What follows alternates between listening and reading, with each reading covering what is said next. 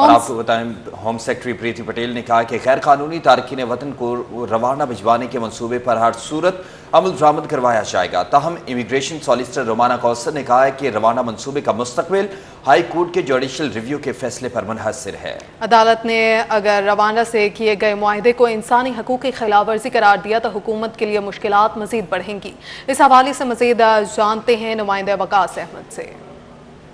जी बिल्कुल, बरतानिया में आने वाले गैर कानूनी तारकिन वतन को रवांडा भिजवाने का मंसूबा आर्जी तौर पर इल्तबा का शिकार है, लेकिन हुकूमत का कहना है कि वो हर सूरत इस मंसूबे को आगे बढ़ाएगी। लेकिन इसमें कौन सी ऐसी लीगल हर्डल आ सकती हैं जो कि हुकूमत को एक और धचका दे सकती हैं, या मुस्तकबिल इस मंसूबे का क्या होगा, कहाँ तक हुकूमत इसको एग्जीक्यूट कर पाएगी। रोमाना कौसर हैं, सॉलिसिटर हैं, इमिग्रेशन के ये मामला देखती हैं, लोगों से मिलती हैं जो मुतासरीन है इस मंसूबे से, इनसे हम बात करते हैं। रोमाना, ये बताइएगा कि आपको क्या लगता है कि क्या हुकूमत इस अपने प्लान को एग्जीक्यूट कर पाएगी, क्योंकि यूरोपियन कोर्ट की तरफ से तो उनको ये पैगाम मिल चुका है कि यूरोपियन कोर्ट नहीं चाहती कि मनसूबा आगे बढ़े। तो क्या आप समझती हैं कि फिर भी गवर्नमेंट के पास कोई ऐसी ग्राउंड्स हैं जिनकी बेस पर भी इसको एग्जीक्यूट कर सकते हैं?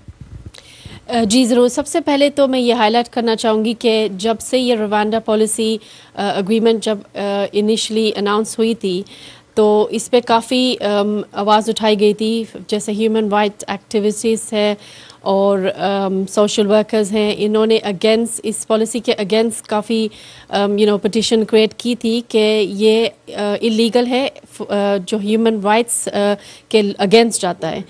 अगर आप देखें कि जो एप्लीकेंट्स यहाँ पे आ रहे हैं असाइलम सीक क्लेम करने के लिए, उनकी सबसे पहले राइट तो ह्यूमन राइट्स है। तो अगर वही इनको इस कंट्री में नहीं मिलेगा तो वो will be the option. So सबसे पहले तो ये अच्छी पॉइंट ये है कि सिंस द पॉलिसी जो इनिशियल फ्लाइट थी अराउंड 14 जून वो स्टॉप की गई थी, which was like a big plus point against this policy. So ये बहुत अच्छी बात है कि वो स्टॉप कर गई थी, लेकिन उसके बाद भी गवर्नमेंट ने ये कंफर्म नहीं किया था कि ये पॉलिसी एंड हो गई है और इस पर नेक्स्ट क्या होगा।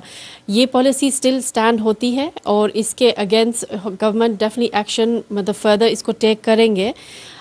लेकिन जो ह्यूमन राइट्स के अगेंस्ट जो काम करते हैं चैरिटी वर्कर्स और सब मिल के इसके अगेंस्ट हाई कोर्ट में एप्लीकेशन जुडिशल रिव्यू की डाली हुई है एंड वो अभी पेंडिंग है, उसका कोई मतलब रिजल्ट या कोई आउटकम नहीं आया है।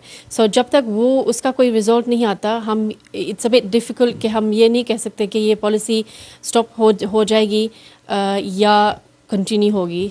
आपको लगता है कि अब जो फ्यूचर है रवांडा प्लान का वो जुडिशल रिव्यू पे डिपेंड करता है कि अगर वो गवर्नमेंट को अलाउ करती है तो definitely government will go ahead, अगर गवर्नमेंट को वो अलाउ नहीं करती या उस पर सवाल तो फिर ये मंसूबा आगे नहीं बढ़ सकेगा?